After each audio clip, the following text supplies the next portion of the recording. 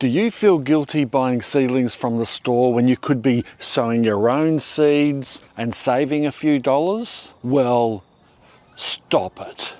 You're not a bad person. You're just a mistaken backyard gardener who's trying to save some time doing what most other backyard gardeners are doing anyway, but are just too chicken manure to admit it.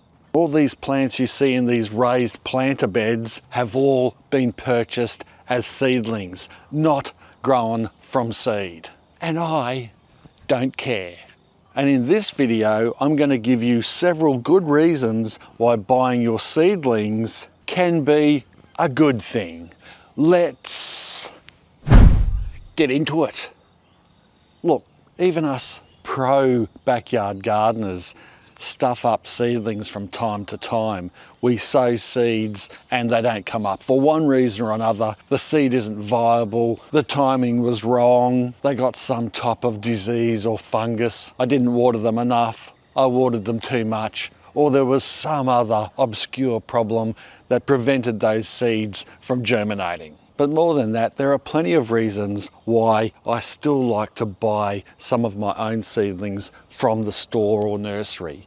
And the first one is that often you'll get more than one seedling per cell in a punnet of seedlings. Because if you look at this one here, for example, it's cabbage, there are a heck of a lot more than just one per cell. In fact, in most of them, there are 3 or sometimes 4.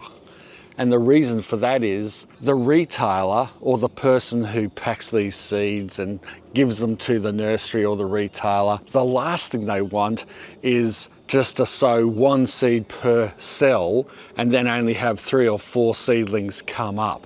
That is worse than sowing 3 or 4 seeds in a cell and having them all come up, if you know what I mean. You just can't sell a punnet of 6 cabbages and only have 3 in it. So often you'll get a punnet of 6 cabbages and have more than 12 in there. So that's a bargain. Yes, you've got to be a little careful when you're dividing those cells up, especially if you have 3 or 4 per cell. But if you're careful, it's most likely that all of those seedlings will survive transplantation. And that's not all. Here are some more reasons why you should buy your seedlings. Now, there's no shame in buying seedlings from the nursery or the store. It's always good, of course, to raise your own seedlings, or to direct sow even. If you've got the appropriate type of crop at the appropriate time, direct sowing is probably one of the best things you can do. It saves money and all that.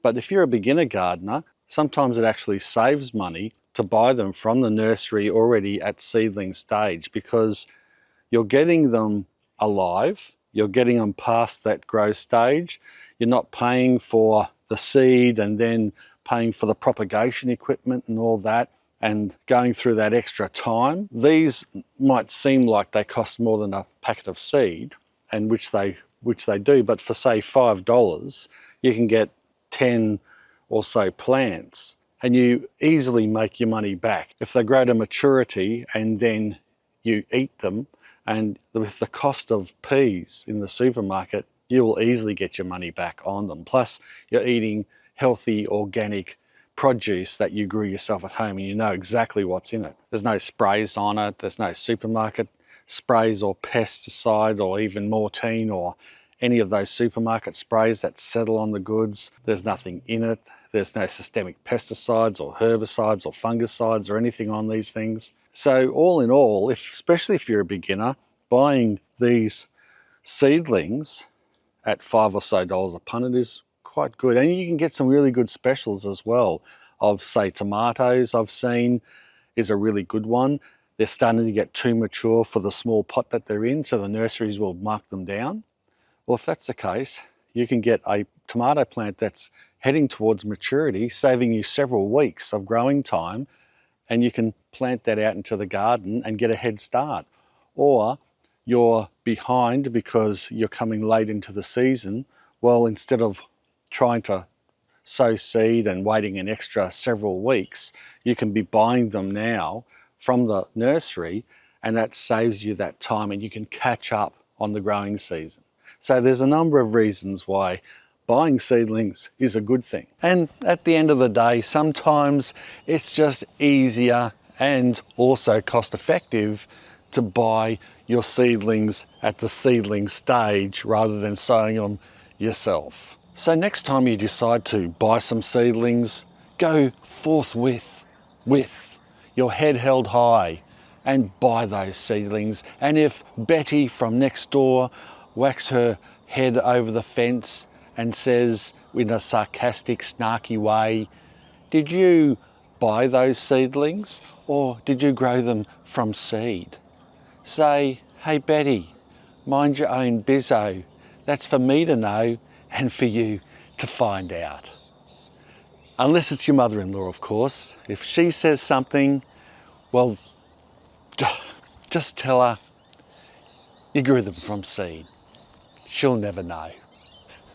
Well, I hope you enjoyed this video. If you did, make sure you don't lie to your mother-in-law. Make sure you give it a big thumbs up, share it around, and subscribe if you haven't already. Thanks a lot for watching. Bye for now. Cheers.